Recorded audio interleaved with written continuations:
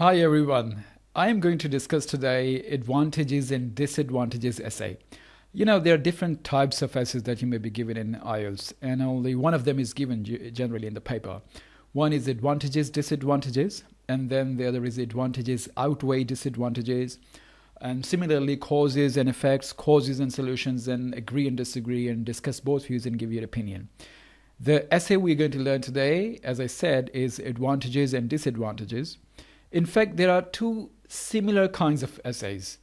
One is advantages, disadvantages, and the other is advantages outweigh disadvantages. So you got to watch out. There is generally the same structure, but there are still slight differences that you must know when you're writing these essays.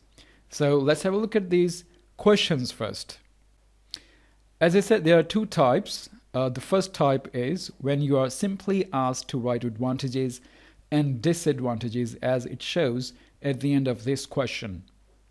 With modern transportation, workers and students are increasingly mobile and have more and more opportunities to study and work abroad.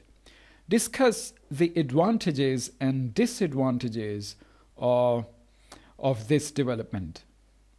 So, if you look at the end of this essay, it says discuss the advantages and disadvantages. So you just have to discuss. You don't have to give your opinion. And look at the second essay. If you read the last part of this essay, it appears that the question is asking you to give your opinion and explain whether there are more advantages or disadvantages. Email has had a huge impact on professional and social communication. But this impact has been negative as well as positive. Do you think the advantages of using email outweigh the disadvantages? So it is clear what you're going to write is the advantages and disadvantages, not the causes and solutions of any problem. If the question is advantages and disadvantages, you should write advantages, benefits, and the challenges or the drawbacks. So be careful that you stay relevant to the task that has been given. The first things first, you must first plan your essay. Now, planning means that all the ideas that you want to include in your essay. Many students jump into writing, and guess what they face? They start at a point, and then later they probably realize that they are not able to expand. They don't have the ideas to complete this paragraph. So they have to go back, erase, rewrite. So it is taking a lot of time. If you want to avoid these mistakes, when you're writing an essay, your all attention should be writing good vocabulary, writing good sentences, error-free sentences, and longer paragraphs. But if your attention is thinking about ideas, you're thinking about the ideas all the time when you're writing, you wouldn't be able to focus the actual act of writing. So these ideas, all of these should be ready-made. They should be there in your mind, so you don't have to worry about them. Ideas, the points, as well as the detail that you would need to describe those ideas. Because it's not just that you are writing point after point, you're writing advantages after the advantages. You have to pick an advantage and then you have to explain that advantage. This requires that you not only think of the point, but also the ideas, further ideas, subordinate ideas that you would need to explain and describe those points that you have picked up. So it is good that you write your points, draw the outlines, and then add additional detail that you will be needing to fully develop the paragraphs. As you have seen in my previous video that if you look at the IELTS descriptor, official IELTS description, the candidate who scores more marks are those candidates who are logically organizing their paragraphs and their ideas are fully developed. So fully developed means that you're not writing just ideas, you are explaining them. So if you haven't thought those ideas before, during the act of writing, you might not be getting the ideas, and the ideas might be illogically organized. So you will lose marks on that point. Planning, so you should just write down a point. What are the advantages? And then what is the detail, how that advantage is an advantage, explain why that is an advantage, and give example as well. So all of these process should be thought of clearly before you start writing. This is called planning. All good writers plan before they write. And if, when you're as I'm talking to you, if I forget something, I can go back and I speak and everything would be clear. But when you're writing, you can't go back. For example, you're writing a second paragraph and you find that there is something that you needed to explain in the first paragraph. It's already too late. You can't do this. So it's better that you just clearly think what you want to write. Planning is the most important thing. Think of 2 clear advantages, 2 clear disadvantages, and the additional detail, and that's all it needs. It is needed.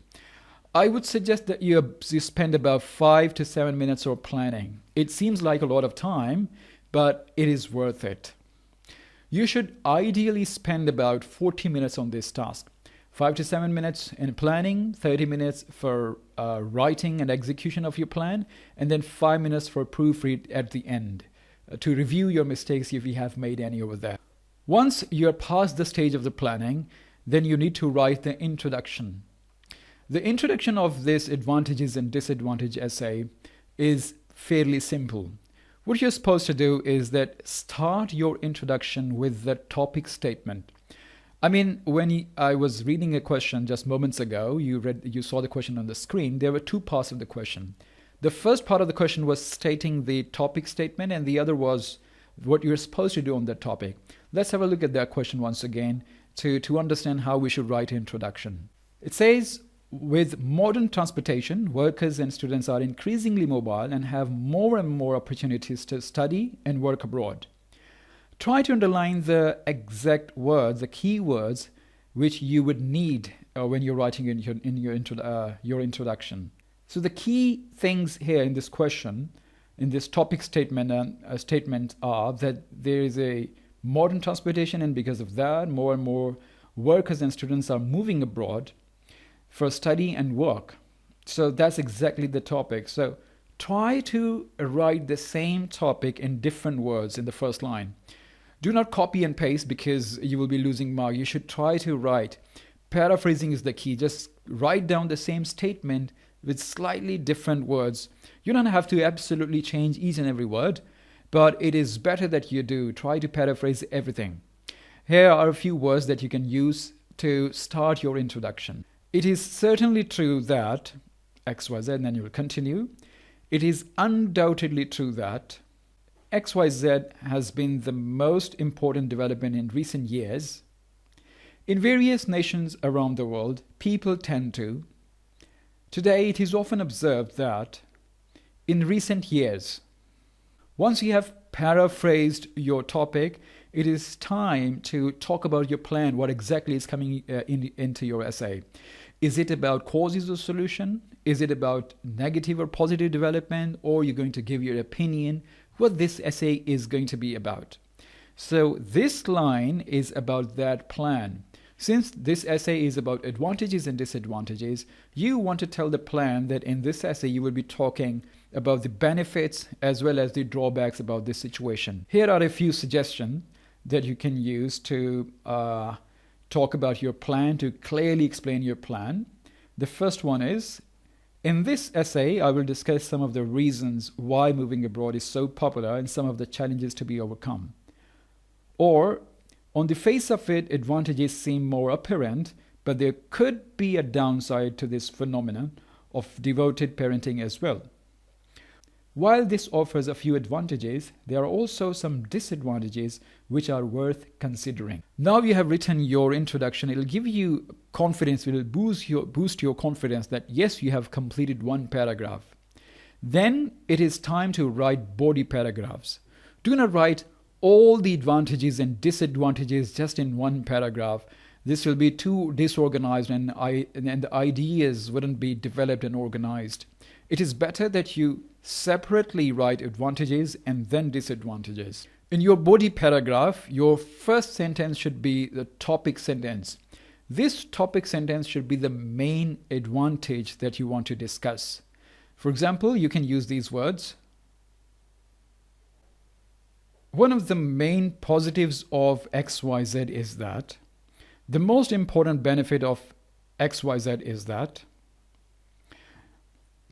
Once you have written your first paragraph of advantage, you can write the second advantage starting with these words.